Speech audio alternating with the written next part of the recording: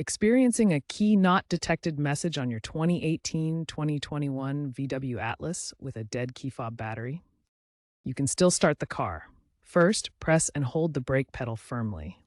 Then, take your key fob and press and hold it directly against the start-stop button. Continue holding both the brake and the fob against the button until the engine starts. This bypasses the wireless detection and allows the car to recognize the key's transponder. The hold on mark message is likely a misprint of hold on start or a similar instruction. This is a built-in emergency feature, not a defect.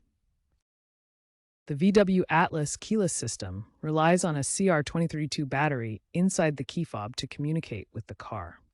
Cold weather and frequent use can drain the battery in 1 to 2 years. To prevent getting stranded, replace the battery annually or when you see a low battery warning. Keep a spare CR2032 battery in your car. If the emergency start doesn't work, the fob might be damaged and require dealer reprogramming.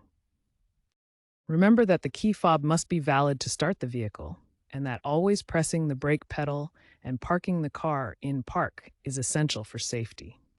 Replacing the fob battery costs less than $5. A damaged fob replacement costs $200 to $400.